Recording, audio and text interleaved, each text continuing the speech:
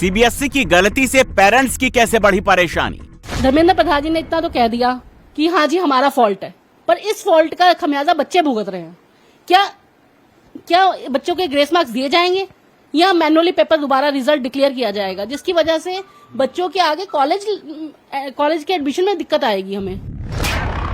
क्या OSM system की शिक्षकों को सही ट्रेनिंग नहीं मिली? लेकिन सही मैं बताऊं तो 50% से अधिक टीचर इस चीज़ को ठीक तरीके से समझ नहीं पाए हैं, तो थोड़ी प्रॉब्लम हुई है। नीट के बाद सीबीएसई 12वीं के रिजल्ट में भी भारी गड़बड़ी सामने आई है। देश के लाखों छात्र इससे बेहद परेशान हैं।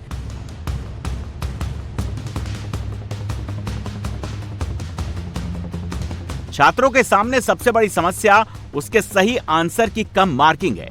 कई सवाल अनचेक्ड हैं तो कई जगहों पर सही आंसर के बावजूद 0 नंबर मिले हैं। इतना ही नहीं, कई छात्रों के साथ मार्किंग के कैलकुलेशन एरर भी सामने आ रहे हैं। सीबीएसई का रिजल्ट आया तो कई छात्र ऐसे हैं जो सीबीएसई के सामने अपनी शिकायतें लेकर पहुंच गए। दरअसल उन्होंने आंसर शीट ली तो उसमें कहीं पर जो है नंबर की कैलकुलेशन में गड़बड़ थी, तो कहीं पर जो है आंसर सीन किया गया लेकिन उसकी मार्किंग नहीं की गई, और कहीं पर तो जो है नंबर ही नहीं दिए गए। हमारे साथ ऐसी ही एक छात्रा है, सानवी नाम है इनका, इनसे हम बात कर लेते हैं। ये बताएं कि आपने 12th का एग्जाम दिया, क्या कुछ प्रॉब्लम जो है वो आपको सामने आई? मेरे में कैलकुलेशन एरर्स है, जो मेरे आंसर सही हैं उनको भी गलत मार्क्स दिए हुए हैं। जैसे इसमें कैलकुलेशन एरर 1. कौन सा पेपर है? ये मेरा इकोनॉमिक्स का पेपर है। हाँ। एंड इसमें 1.5, 1.5, 1.5 जो कि 4.5 बनते हैं, बट इसमें मेरे को 3 दिए हुए हैं। ओके, बिल्कुल। आप देखें ये सानवी की सीबीएसई की मार्कशीट है और इसमें 1.5 इसको यहाँ नंबर मिला है, 1.5 यहाँ मिला है और एक 1.5 यहाँ मिला है। टोटल होता है 4.5, लेकिन इसको टोटल में 3 दिया गया है नंबर, यानी कि 1.5 की जो है इसमें गलत नंबर कम हो गया, यानी कि कैलकुलेशन में जो है गड़बड़ है। दिल्ली की सानवी के साथ कई ऐसे लाखों स्टूडेंट्स हैं जिनके कई सवाल अनचेक्ड हैं। सही आंसर के लिए उसे वहां कोई मार्क नहीं मिला, उसे वैसे ही छोड़ दिया गया। इन छात्रों को एग्जाम में जितनी मार्क्स की उम्मीद थी उसके मुताबिक उन्हें नंबर नहीं मिल पाया, जिससे उनकी टेंशन बढ़ गई। कई छात्र तो ऐसे हैं जिन्होंने सीबीएसई के साथ ही नीट का भी एग्जाम दिया था, लेकिन दोनों ही एग्जाम में गड़बड़ी से अब वो बेहद निराश हैं।